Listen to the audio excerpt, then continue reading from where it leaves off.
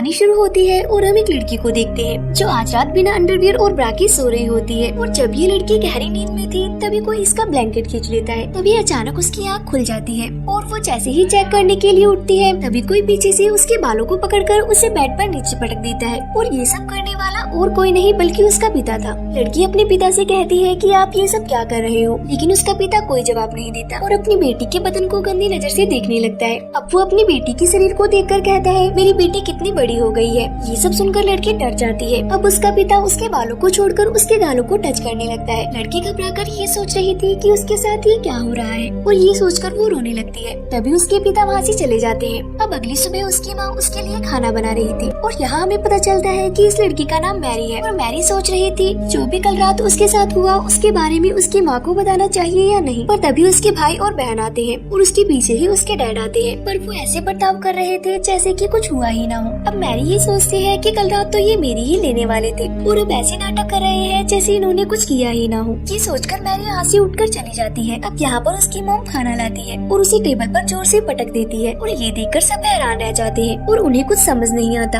अब उनकी मॉम अजीब तरह से खाना खाने लगती है जैसे कि कई दिनों से भूखी हो। उसे ऐसा खाते देख वो सब डरने लगते हैं। तभी मैरी का छोटा भाई खाना उगल देता है और कहता है खाने में बहुत ज्यादा नमक है। तभी उसकी मॉम उसका खाना झपट लेती है और पागलों की तरह खाने लगती है। आखिरकार इन लोगों के साथ ये सब क्या हो रहा है। दरअसल जब से ये लोग नए घर में शिफ्ट हुए हैं तभी से इनके साथ अजीब चीजें हो रही हैं। उनके पड़ोसी कभी उनके आंगन में अजीब से स्टैचू लगा देती है तो सुबह कोई उनके सामने मरा हुआ जानवर लटका देता है और पिता हर रात अपनी बेटी के साथ जबरदस्ती कर उसकी लेती है। मॉम सुबह सुबह अजीब जानवरों की तरह खाना खाती है और वो अपना खाया हुआ खाना अपनी बेटी को भी खाने को देती है, लेकिन बेटा नहीं खाना चाहता। वो अपने डैड की तरफ देखता है। डैड कहते हैं कि अगर तुम नहीं खाना चाहते हो तो मत खाओ। ये सुनकर मॉम डैड को गुस्से भरी निगाहों से देखने लगती है। इसके बाद वो खाने को टेबल पर फेंक देती है और प्लेट्स को भी नीचे फेंक देती है। अब मॉम उन सभी पर चिल्लाने लगती है और अपनी बेटी से कहती है जो मैं बनाती हूँ उसे चुपचाप खा लिया करो। वो इतने जोर से चिल्लाती है कि उसका बेटा डर के मारा रोने लगता है। उन्हें समझ में ही नहीं आ रहा था कि ये सब क्या हो रहा है, लेकिन ये तो अभी बस शुरुआत थी। इसके बाद हम देखते हैं कि मैरी नहा रही होती है। तभी कोई उसके पास आकर खड़ा हो जाता है, लेकिन जब वो शीशा साफ कर देखती है तो उसकी जुड़वा बहन वहाँ खड़ी होती है जो उसके साथ सिर्फ मजाक कर रही थी। फिर ये दोनों बहनें मैरी के कमरे में चली जाती हैं और यहाँ पर मैरी की बहन उसे बताती है कि कैसे हर रात उसके डैड उसके लेने आते हैं। मैरी को यकीन नहीं हो रहा था कि ये सब उसकी बहन के साथ भी हो रहा है। तभी उनके डैड वहाँ पर आते हैं और उन्होंने इनकी सारी बातें सुन ली थी, इसलिए वो चाकू निकालकर उन पर हमला करते हैं। तभी मैरी उनको धक्का देकर वहाँ से भागने लगती है, पर उसके डैड उसकी बहन के बालों को पकड़कर उसको उठाकर फेंक देते हैं। पर मैरी सीढ़ियों पर गिरने की वजह से बेहोश हो जाती है। अब उसके डैड स्टोर रूम से एक हथौड़ा लेकर आते हैं और तभी हम देखते हैं मैरी को होश आ चुका था और वो अपनी बहन को ढूंढ रही होती है। और तभी उसे एहसास होता है कि उसके पीछे कोई खड़ा है और जब वो पीछे मुड़कर देखती है तब उसे उसके डैड नजर आते हैं जो हाथ में हथौड़ा लेकर उसकी ओर बढ़ रहे थे। वो उसको कुछ कर पाते तभी मैरी उनके सर पर कुछ मार देती है, लेकिन उससे उन्हें कुछ भी नहीं होता।